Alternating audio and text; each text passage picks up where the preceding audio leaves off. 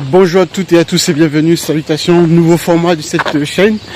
Alors aujourd'hui donc j'ai décidé de vous en parler d'un sujet ou de plusieurs sujets qui m'intéressent.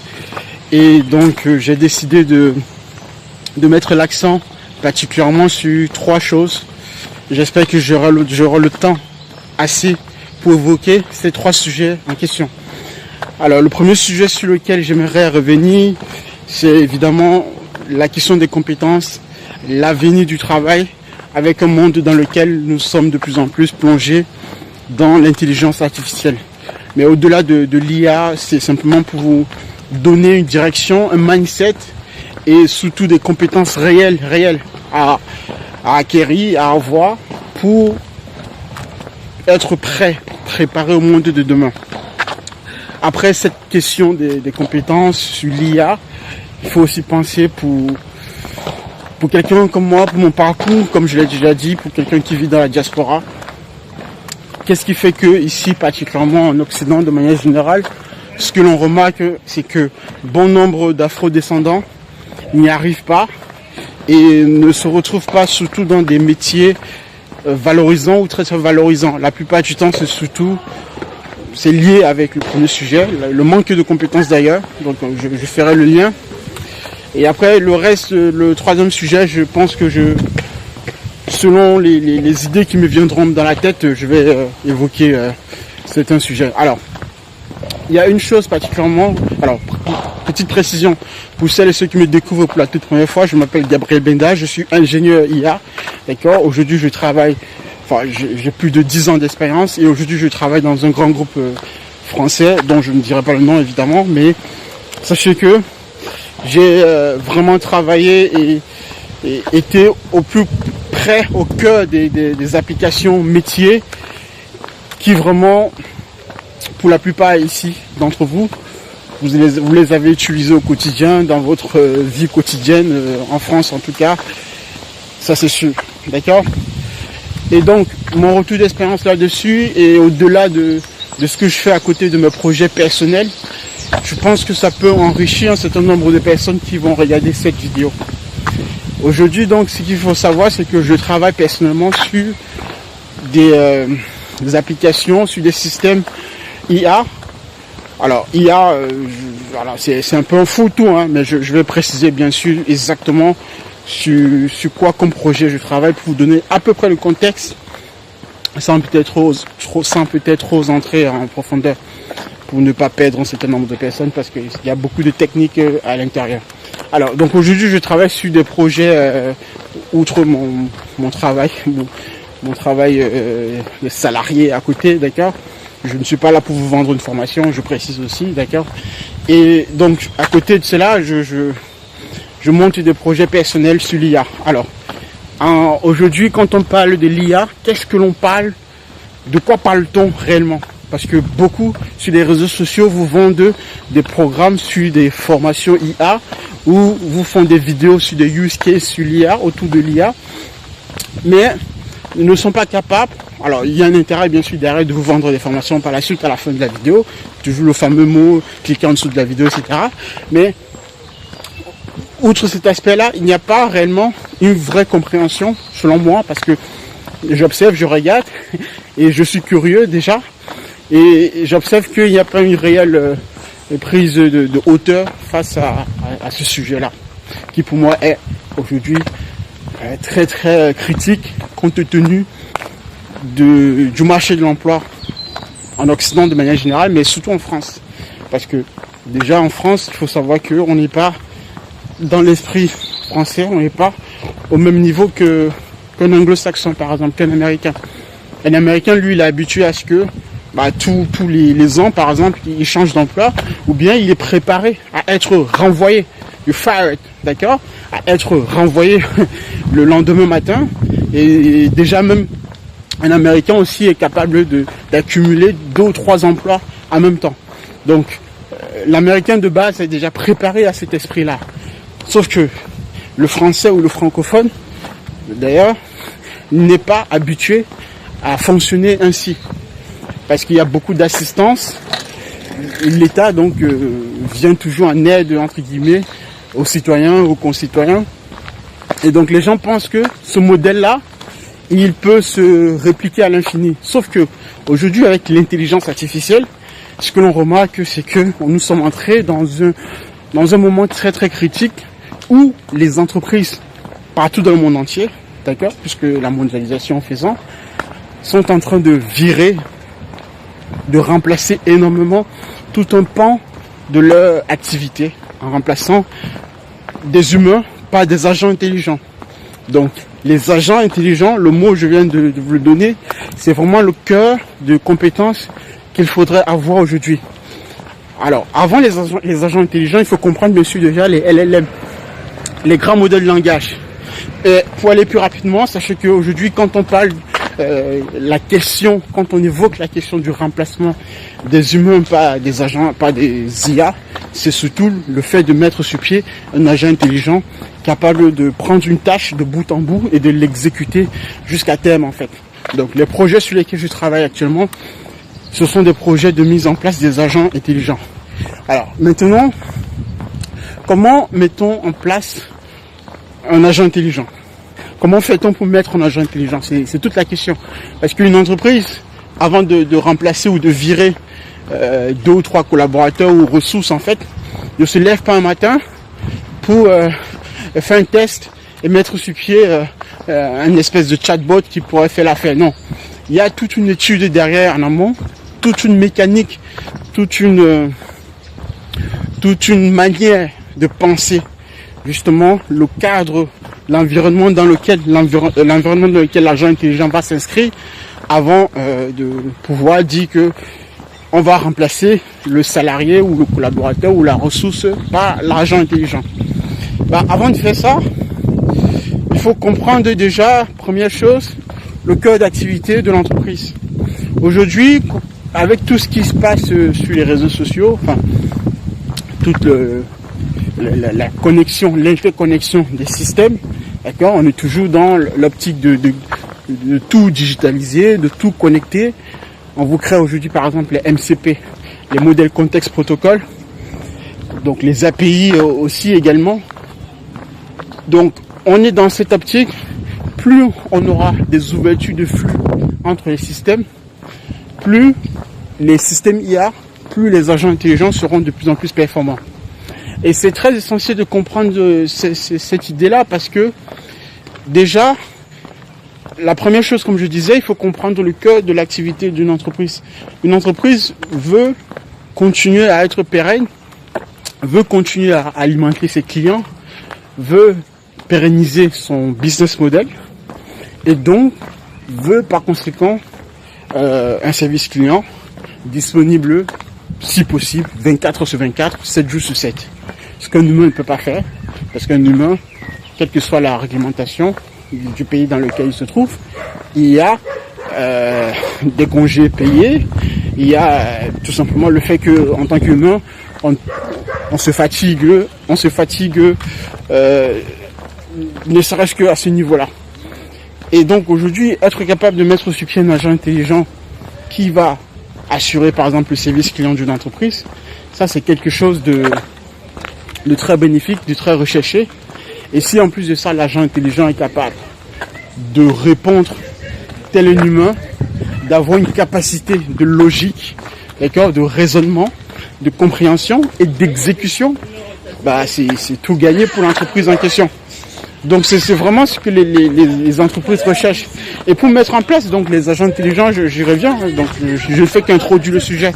Il faut vraiment en fait comprendre la mécanique, comment fonctionne un LLM, d'accord, puisque c'est le moteur qui va alimenter la partie raisonnement de l'agent intelligent.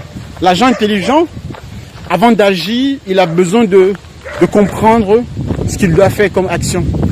Et ce qu'il doit faire comme action, donc c'est aller chercher le bon outil, d'accord.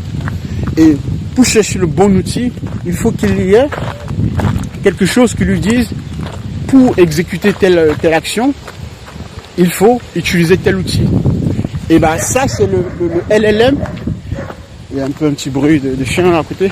Ça c'est le LLM qui fournit à l'agent intelligent en fait sa capacité de raisonnement.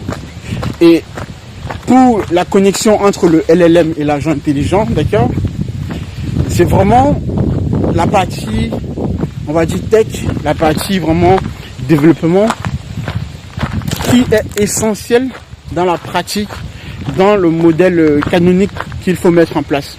Aujourd'hui, vous entendez parler par exemple des recherches vectorielles ou des recherches basées sur des données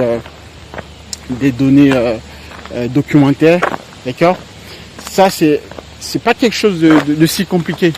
Mais à la base, il faut comprendre déjà quelles sont les données que les clients, les utilisateurs d'une entreprise utilisent au quotidien.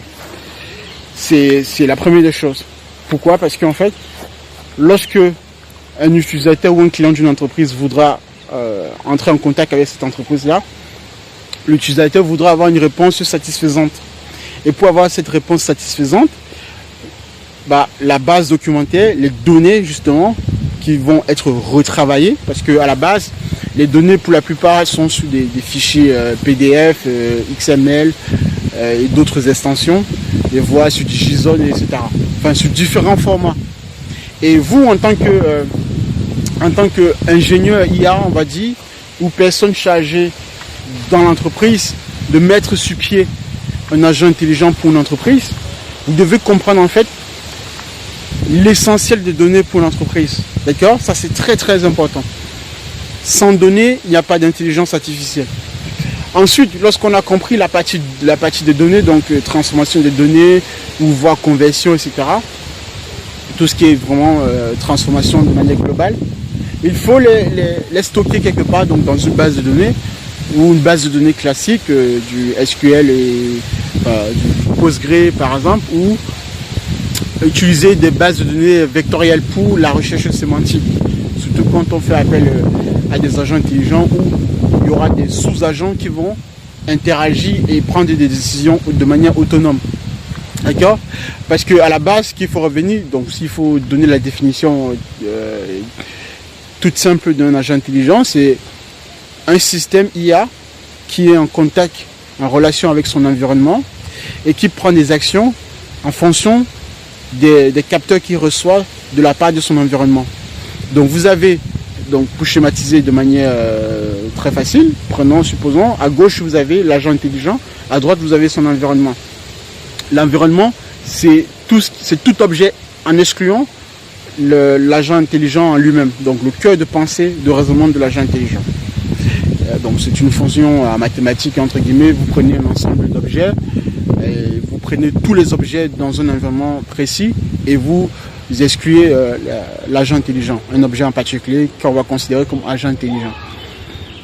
Et l'agent intelligent perçoit par le processus de perception, d'accord, des données pour la mise en implémentation, on va appeler ça des données à partir justement provenant de son environnement.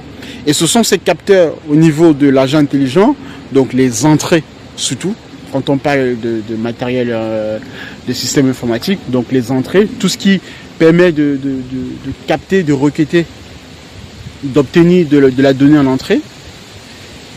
À partir donc de ces entrées-là, l'agent intelligent est doté d'une grande fonction mathématique, mais qui est beaucoup plus en fait un sous-ensemble de fonctions qui vont être des programmes qui vont agir de manière autonome. Et donc, cette fonction mathématique-là va permettre à l'agent en fait de récupérer les données en entrée et donc de raisonner sur cette donnée-là, de comprendre, raisonner, exécuter. Voilà, dans cet ordre en fait.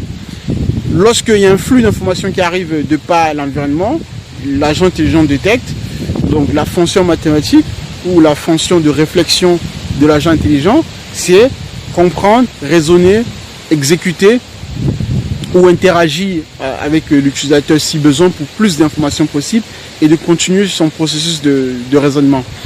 Typiquement, ça donne quoi? C'est ce que vous observez aujourd'hui lorsque vous utilisez par exemple les derniers modèles tels que Claude Code par exemple, quand vous utilisez Claude Code qui est un agent intelligent typiquement. Pourquoi? Parce qu'en fait, lorsque vous posez une question sur la refactorisation d'une fonction ou d'une boucle, etc. ou la mise à jour d'une architecture, ce que vous avez en fait, c'est que Claude Code, alors donc je dis Claude Code, mais c'est pareil si vous travaillez avec Codex, Windsurf et bien d'autres IDE, d'accord, ou QSO par exemple, vous avez le processus de première chose, donc de réflexion.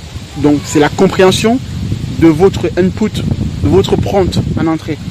Et ensuite, après cette compréhension-là, ce qui se passe, c'est que Claude Code va chercher dans vos fichiers, d'accord, va chercher l'endroit exact où se trouve le problème à mettre à jour, à modifier, la problématique en question par rapport à votre prompt, d'accord.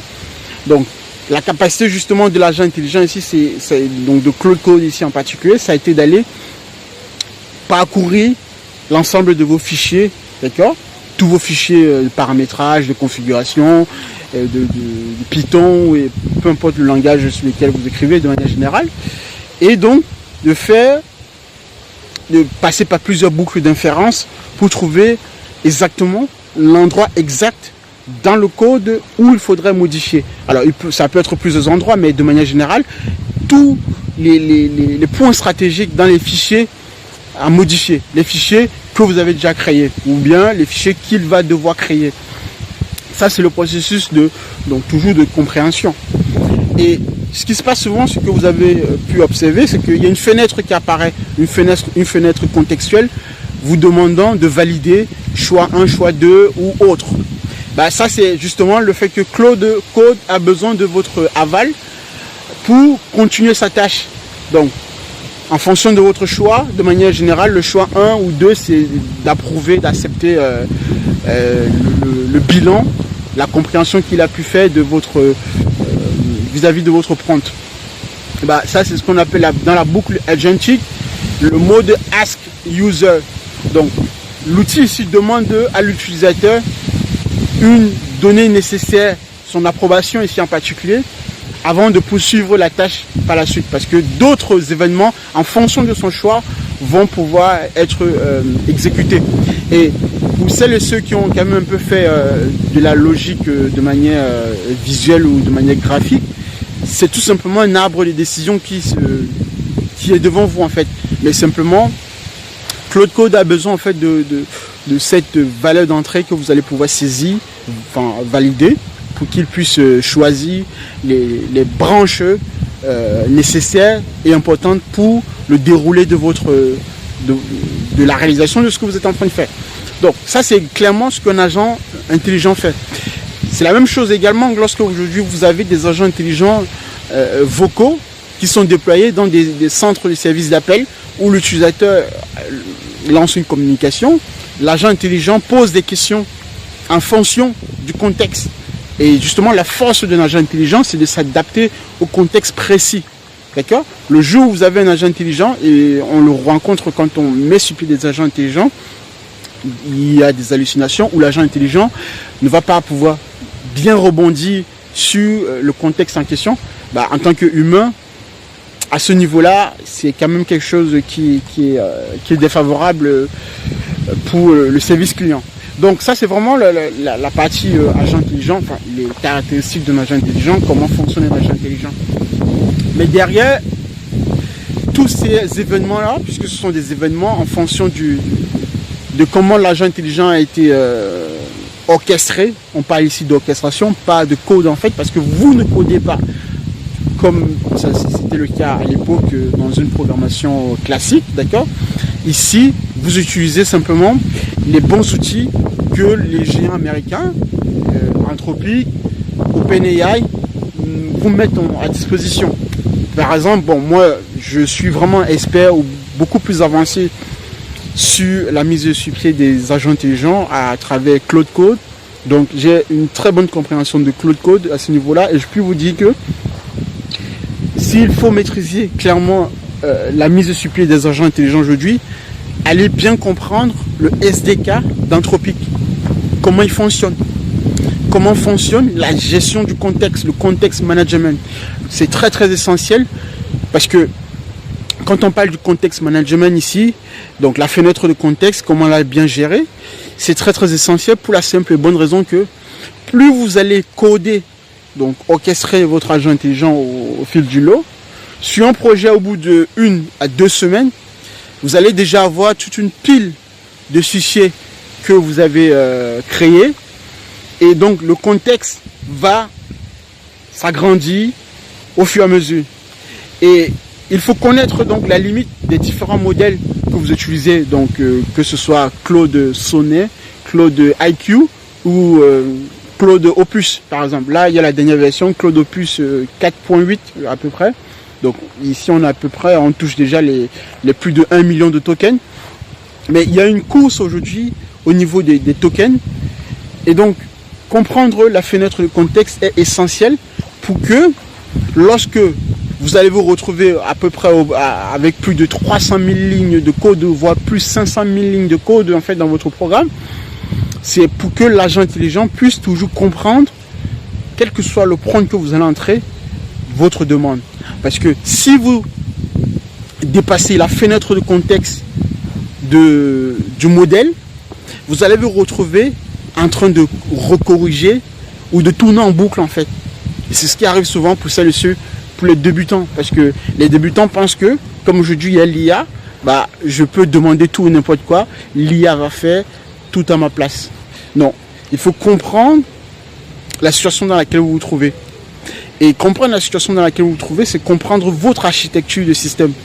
Et à ce niveau-là, concernant la question de la fenêtre de contexte, c'est de bien saisir ce concept-là.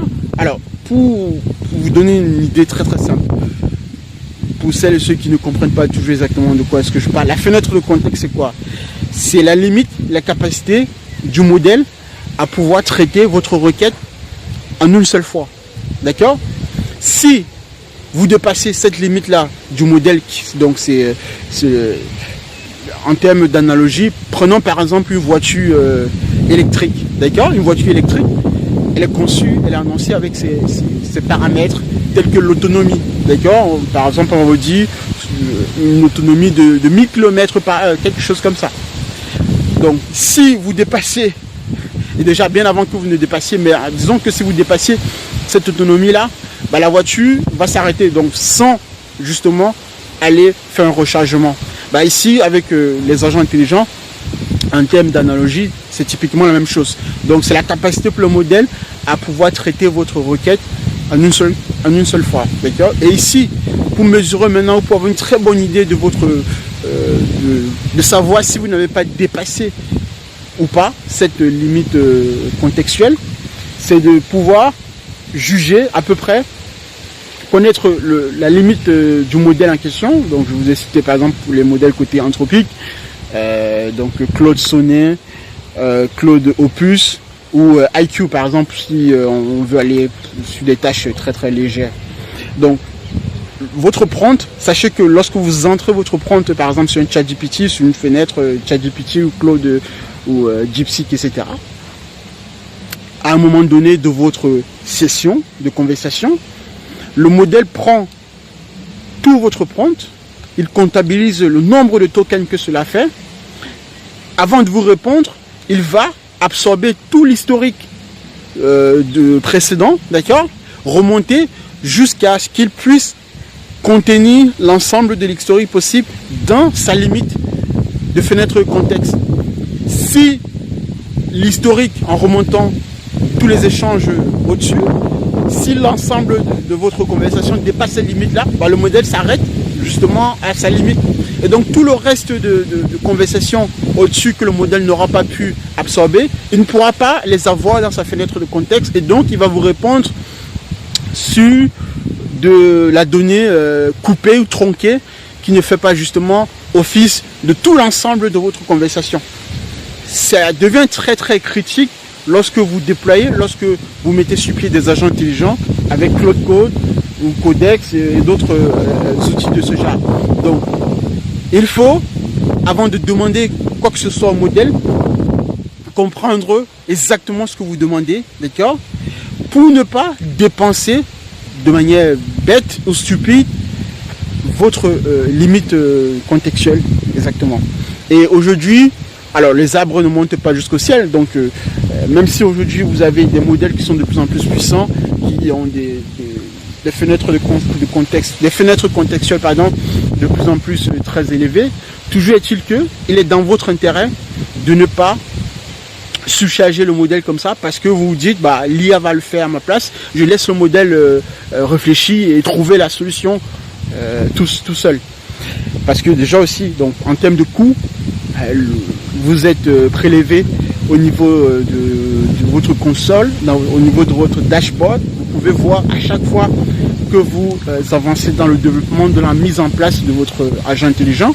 Vous voyez qu'au fur et à mesure, vous consommez, et donc si vous dépassez ou si vous écrivez des choses n'ayant pas réellement été pensées à la base, vous allez consommer rapidement vos tokens, et donc vous allez payer une facture assez élevée. Donc ça c'est très important, et aujourd'hui il y a un business model derrière auquel les entreprises se frottent les mains.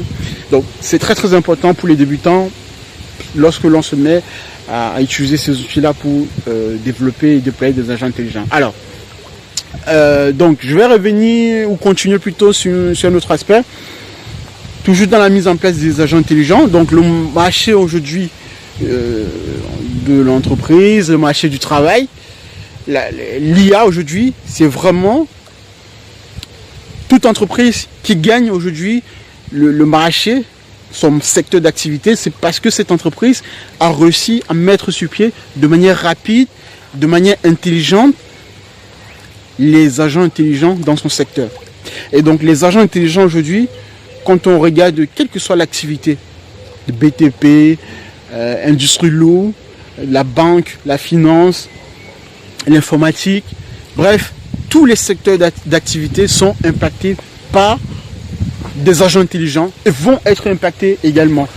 Même si pour l'heure, les métiers qui résistent pour l'instant, ce sont les métiers évidemment manuels. Mais ceci ne veut pas dire qu'il ne faut pas se préparer, parce que si vous regardez bien également des documentaires en Chine particulièrement et aux États-Unis, vous voyez bien que la Chine et les États-Unis particulièrement sont en train de déployer des robots humanoïdes qui vont demain agir comme des humains en toute parfaite autonomie, d'accord, avec justement donc des actions, des bras manuels et physiques, etc. Mais aujourd'hui, on est vraiment concentré pour l'instant sur des programmes informatiques très très puissants qui permettent d'interagir avec les systèmes distribués de l'entreprise. Et si vous vous formez, donc la question de la formation des compétences, j'entre maintenant, j'attaque cette question-là, c'est que pourquoi je vous révèle tout ceci, c'est parce que c'est ce que je fais au quotidien, et je constate que les personnes qui vont avoir une avance sur les autres sont ces personnes-là qui vont comprendre tout ce que je viens de vous dire aujourd'hui là dans l'acquisition des compétences de mise sur pied des agents intelligents. Parce que les entreprises voudront faire appel à ces profils-là, aux profils comme les miens. Donc on va vous appeler, au quotidien c'est ce que je fais par exemple, on va vous appeler pour pouvoir comprendre comment mettre sur pied pour une entreprise un agent intelligent déployé qui va faire X, Y et Z dans l'entreprise. D'accord ? Et si vous avez vraiment cette capacité, cette envie d'apprendre réellement la mise sur pied des agents intelligents, vous allez tirer votre épingle du jeu. Vous ne pourrez pas y échapper. D'accord ? C'est le marché, c'est comme ça. On y est déjà. D'accord ? Je ne fais que vous révéler ce qui va se passer sans entrer dans une forme de pessimisme, etc. Mais sachez que aujourd'hui, si vous souhaitez vraiment vous lancer dans l'intelligence artificielle, il faudra apprendre, acquérir les notions fondamentales dans la mise sur pied des agents intelligents. Alors, quand je dis ça, je pourrais rebondir sur plein d'autres aspects. D'accord ? Mais c'est très très essentiel. Surtout si je reviens dans le contexte économique dans lequel nous sommes, en France particulièrement, où, comme vous pouvez le voir, vous constatez déjà, vous voyez bien que les grandes entreprises, Oracle, Meta, OpenAI, Anthropic et d'autres entreprises mondiales licencient en masse. D'accord ? Et le licenciement en masse va de pair avec le déploiement successif des agents intelligents. Et il y a un truc qu'on ne dit pas, que les médias ne vous disent pas, c'est l'éducation nationale. On voit bien que l'éducation nationale aujourd'hui est en déphasage avec l'évolution des solutions d'intelligence artificielle en entreprise. Donc ce qui veut dire quoi? Ce qui veut dire que la nouvelle génération qui vient là, ou déjà même une grosse partie des salariés qui se trouvent aujourd'hui, sont déjà déclassés par le nouveau monde qui s'annonce. Donc il y aura une concentration dans les 3-5 années à venir d'une grosse partie de personnes au chômage. Bref, l'État va devoir gérer tout ce beau monde-là avec des subventions, avec des aides, etc. Pour l'emploi ou France Travail. Mais comme je disais précédemment, si vous maîtrisez, si vous apprenez dès aujourd'hui toutes les compétences requises pour la mise sur pied des agents intelligents, vous allez pouvoir vous en sortir. D'accord. Et quand on parle aujourd'hui justement de cet aspect des agents intelligents, alors il y a un aspect mathématique derrière que je n'ai pas évoqué jusqu'ici, mais ceci peut s'apprendre dans la foulée. Mais il faut vraiment entrer dans le cœur de l'action. Et aussi, concernant les formations que vous voyez là sur les réseaux sociaux, il y a une chose fondamentale que vous devez absolument vous dire, c'est que tant que vous n'installez pas Claude Code sur votre machine, tant que vous ne comprenez pas ce que c'est qu'une base de données vectorielle, tant que vous ne comprenez pas ce que c'est qu'un MCP, un modèle contexte protocole, tant que vous ne comprenez pas ce qu'on appelle un vecteur d'embedding, d'accord, toutes ces notions-là, qu'est-ce qu'une API, comment fonctionne justement la relation entre un LLM avec les outils d'appel, d'accord, tous ces concepts-là, si vous ne comprenez pas et si vous ne les touchez pas du bois en programmant, en essayant de faire par vous-même, alors vous ne pourrez pas réellement entrer dans ce que l'on appelle aujourd'hui des ingénieurs en intelligence artificielle, des personnes réellement que des entreprises telles que Meta et des grands groupes recrutent au quotidien. Donc, c'est bien beau de regarder des vidéos comme celle-ci ou bien d'autres use cases avec des ordinateurs où on vous montre des lignes de code et tout le reste. Mais si vous n'installez pas l'outil sur votre propre machine et donc d'essayer par vous-même, vous n'allez pas avoir une très bonne idée de ce que je suis en train de vous dire ici. D'accord? C'est très très essentiel. Il faut toucher par soi-même. Il faut faire des erreurs par soi-même. Parce que Claude Code ne va pas faire les choses à votre place. C'est un assistant pour vous accompagner dans votre démarche. À la fin, c'est vous qui dictez à l'outil, à l'IA, où est-ce que vous souhaiterez aller. Et si d'autant plus vous n'avez pas une idée très claire de ce que vous êtes en train de faire, vous allez vous perdre en fait dans la consommation des tokens, le financement, donc consommation des tokens, la facture qui va augmenter, et également vous allez vous perdre dans des boucles d'hallucination. Donc l'outil va vous répéter en boucle en fait des raisonnements qui risquent de vous perdre parce que le contexte va être tellement très très complexe pour vous d'analyser, de comprendre que vous allez être dans l'obligation de tout accepter ce que la machine va vous proposer sur son interface.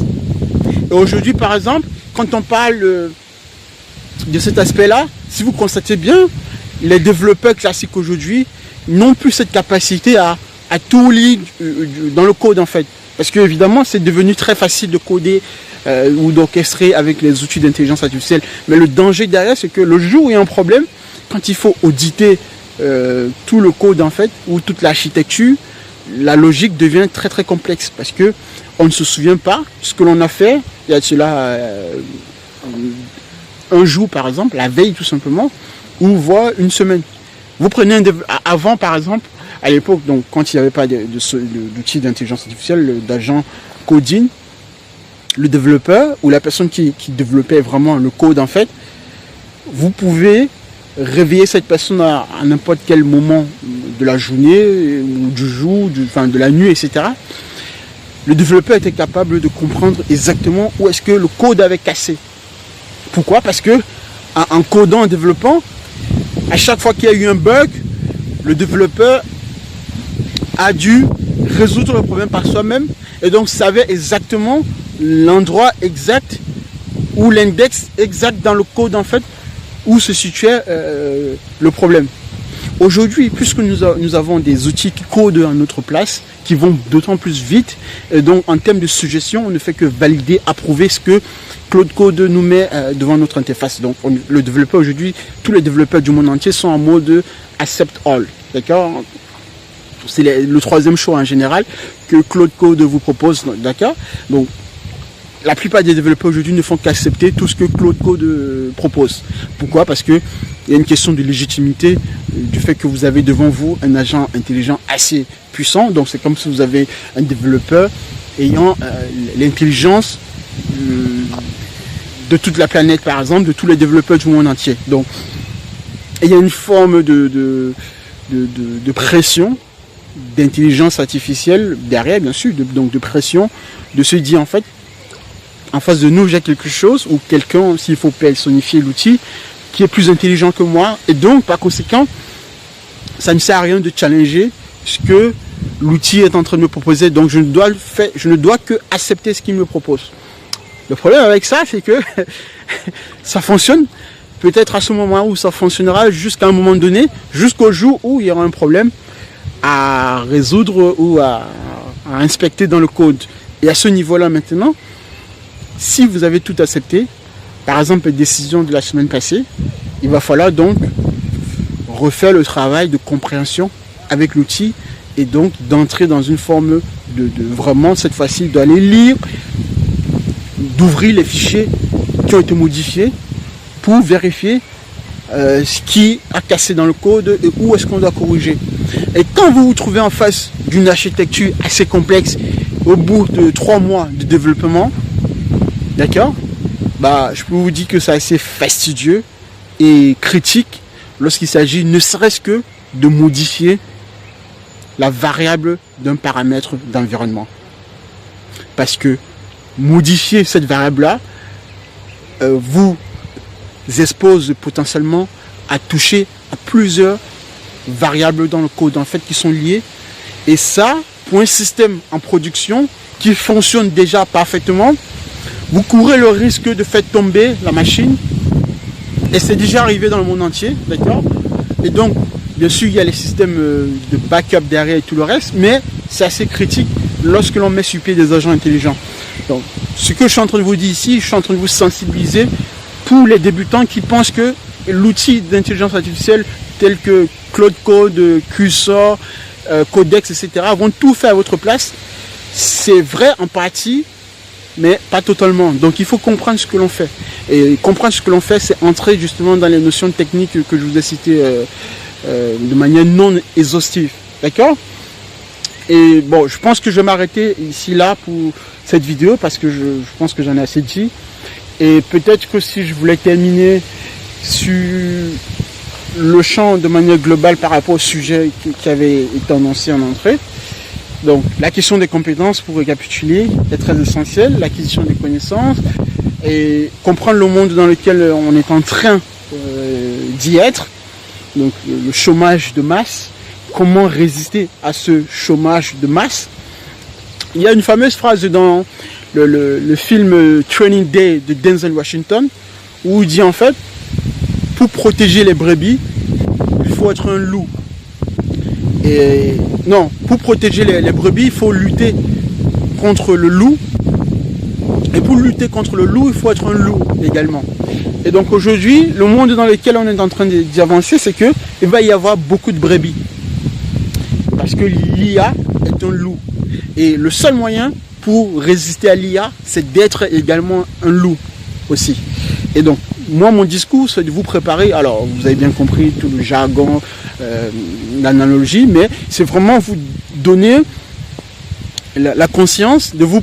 je sais que vous avez déjà entendu et je sais que vous avez déjà pris conscience à peu près de ce qui est en train de se passer, mais c'est de vraiment appuyer cet aspect-là, que nous sommes aujourd'hui entrés dans un monde dans lequel l'intelligence artificielle est en train de tout ravager.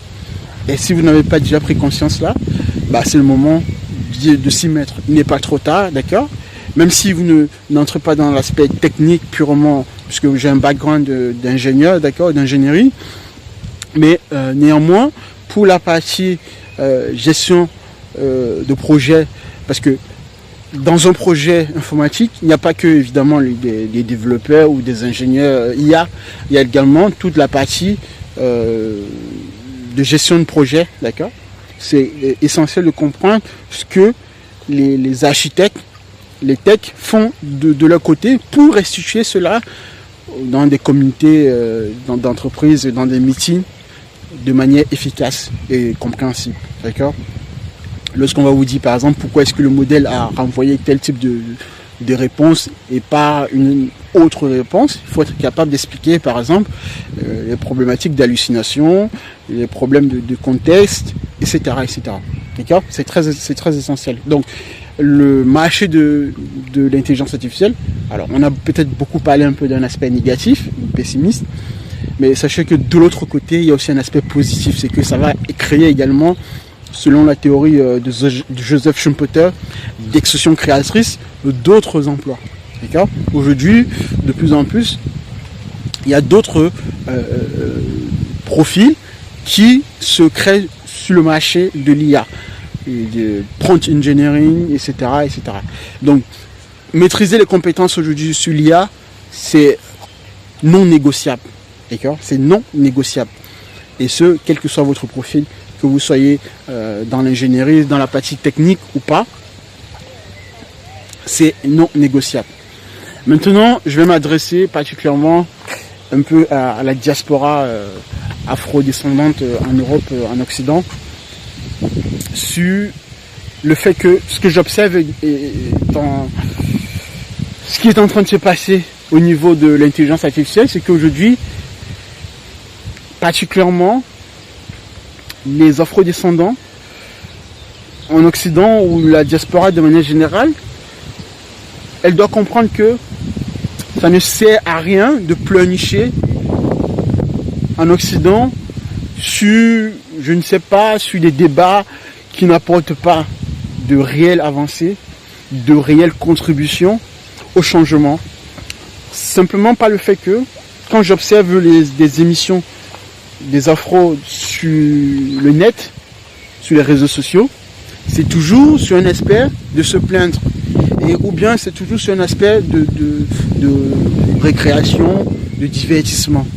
Et ça, avec le marché de l'emploi, le chômage qui est en train d'arriver en grande masse, si vous ne prenez pas, vous ne saisissez pas ce moment ou cette aubaine, cette chance que je dirais, que l'IA, que l'intelligence artificielle, que la maîtrise de l'IA vous offre aujourd'hui, bah, le monde dans lequel on va se retrouver d'ici 3 à 4 ans va être d'autant plus cruel pour vous.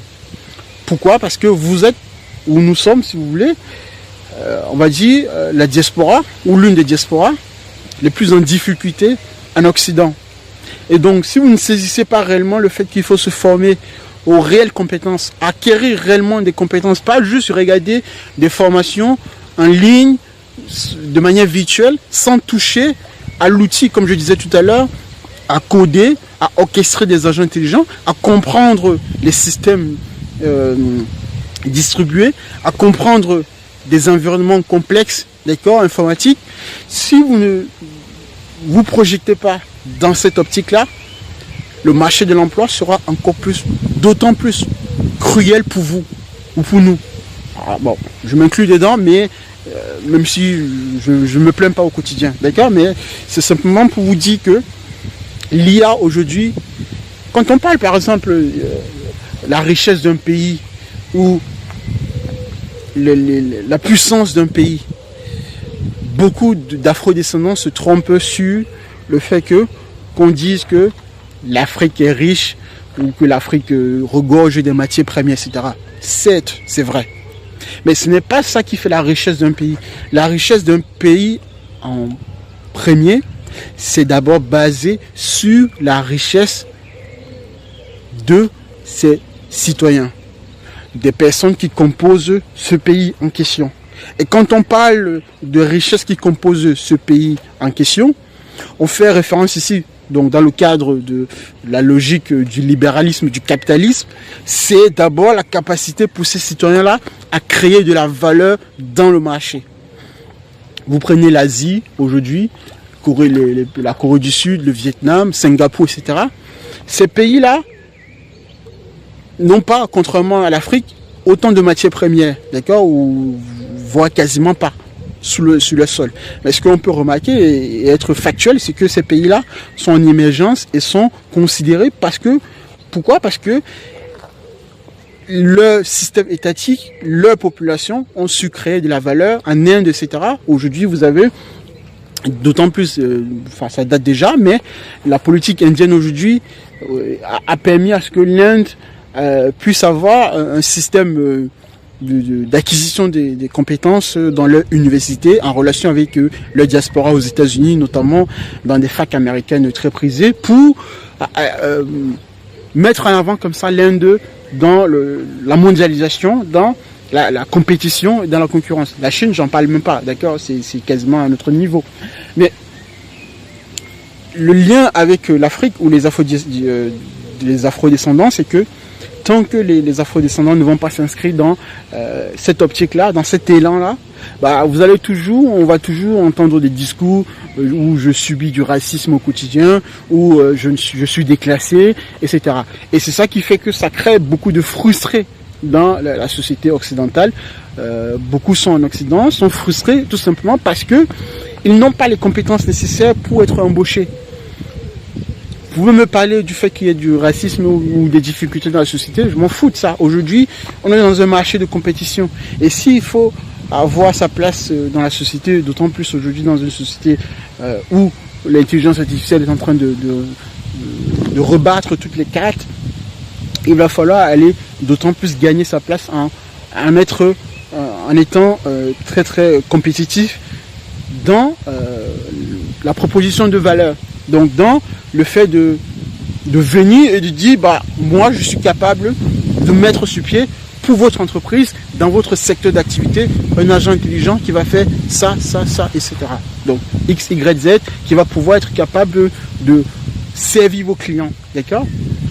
Et aujourd'hui, c'est ce modèle-là où c'est cet objectif qu'il va falloir atteindre. D'accord ?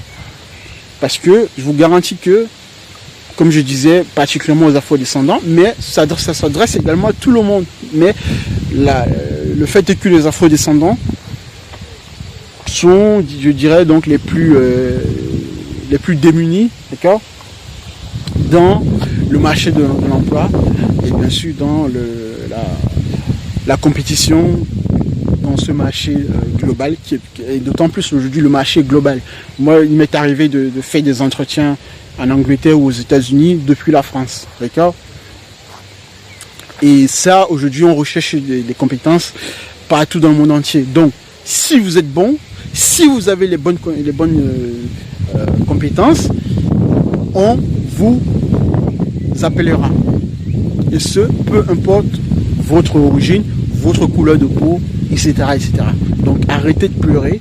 Je ne dis pas ou je ne suis pas en train de nier de manière intégrale qu'il n'y a pas des discriminations, etc. Non, c'est pas le propos, mais c'est de pouvoir axer la réflexion sur le fait que si d'autant plus aujourd'hui vous êtes discriminé ou vous vous considérez comme discriminé, mais demain, imaginez avec la mise sur pied des solutions d'intelligence artificielle, des agents intelligents, le marché de l'emploi, du chômage de masse qui arrive, si vous n'avez pas fait le travail que je suis en train de vous dicter ou de vous faire prendre conscience, d'autant plus ça sera très très dommageable pour vous.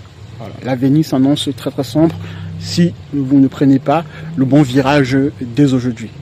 Donc, j'ai parlé de manière globale, même si c'était pas assez très très structuré, mais je vous livrais tout simplement mes réflexions de manière comme ça vive en fait, d'accord, pour que vous puissiez prendre conscience. Donc sur la partie de l'IA, des compétences à avoir, le marché de l'emploi, pourquoi vous devez vous lancer, etc., etc.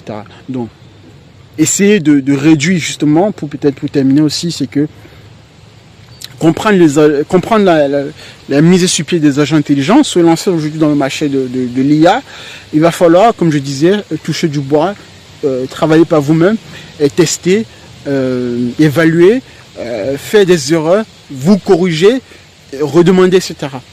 D'accord? C'est comme toute chose, comme toute discipline, avant d'être un expert, on commence par le niveau débutant. D'accord? Je le répète, pour celles et ceux qui pourraient me objecter le fait que je n'ai peut-être pas fait des études dans telle discipline, en mathématiques, en informatique, etc. Non. D'accord? Aujourd'hui, vous avez tout en ligne, tous les outils nécessaires pour vous lancer.